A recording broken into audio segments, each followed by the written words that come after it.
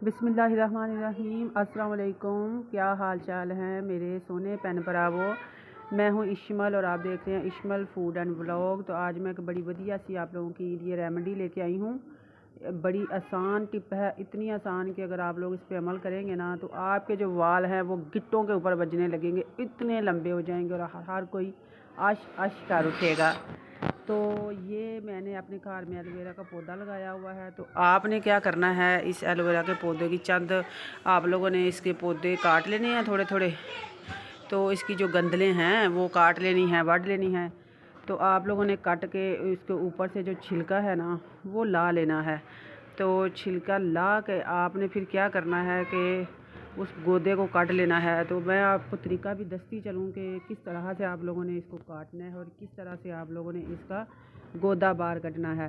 कुछ लोगों को तो ये भी नहीं समझ आती कि भाई किस तरह से हम कटेंगे। तो ये देखें, मैं आपको तरीका दस रही हूँ। आपने ऊपर से ना एक लेनी है नाइफ़, छुरी जिसको कहते हैं ना, तिखी सारी, जो वावा तेज़ हो, उसको उसके साथ आपने उसको ऊपर वाला छिलका ला लेना है। तो अंदर से इस तरह से प्यार और मोहब्बत के साथ जो है ना उसका गोदा इसी तरह से सारा ना कटते चले जाना है। तो मैंने भी इसी तरह सारा गोदा ना काट लिया है। तो गोदा काट के आपने इसको अच्छी तरह से ये जो है मैं साफ़ कर रही हूँ। आप लोगों ने भी ना इसको चंगी तरह से साफ़ कर लेना है ताकि ये ज़ाया माया ना जाए। मैंने भी इसको अच्छी तरह से साफ़ किया। बाकी भी सारी हम इसी तरह से एलोवेरा जो है ना इसको हम इसी तरह से गोदा इसका निकाल लेंगे। जब काफ़ी सारी मकदार में हो जाएगी ना, ये कोई कप पड़ के हो जाएगी, मतलब कि मैंने ये देखिए आपको छिलकों से पता लग गया होगा ये कितनी है।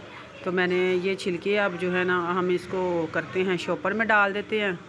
तो शॉपर में डाल के तब इनको सुट देंगे हम डस्टबिन के अंदर।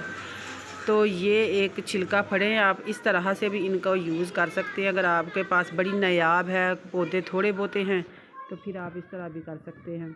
मैंने भी ये संभाल के रख दूँगी छिलके और इस तरह रोज़ के रोज़ हाथों पैरों पे मार लिया करूँगी तो हाथ पैर फ्रेश हो जाएंगे। उनके ऊपर खुश्की बिल्कुल आएगी नहीं, खूबसूरत बिल्कुल प्यारे प्यारे नरमोगदाज हो जाते हैं हाथ पैर भी, स्किन भी।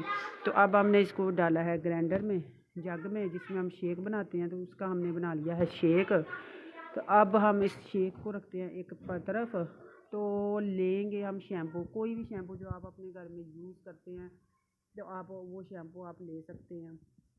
ये कप में मैं इसलिए डाल रही हूँ ताकि ये ना इसमें ना मैं आसानी से ना शैम्पू वाली बोतल में इसको डाल सकूँ, रुड़े ना नीचे।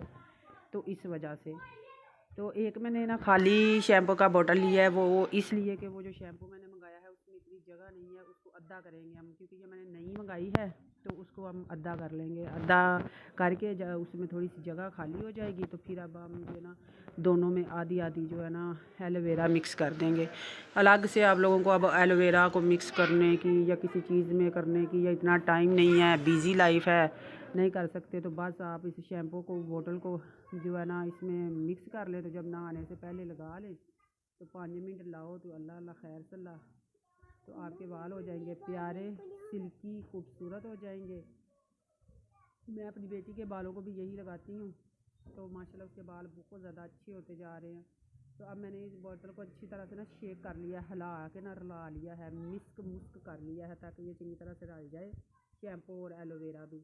तो कोई भी ब्रांड जो आप शैम्पू का इस्तेमाल करते हैं वो आप लोग कर लें। तो इधर आप लोग जो है ना भांडे उनको चंगी तरह से ले तो भांडे इसलिए धो रहे हैं क्योंकि वो जो जग है उसमें एलोवेरा आप लोगों ने ग्राइंड करना है। तो फिर वो हो जाना है, जब आपने शेक बनाना है तो वो हो जाना है कौड़ा जहर। तो इसलिए आपने क्या करना है, इसको भांडों को चंगी तरह से आपने सोप के साथ कर लेना है वॉश।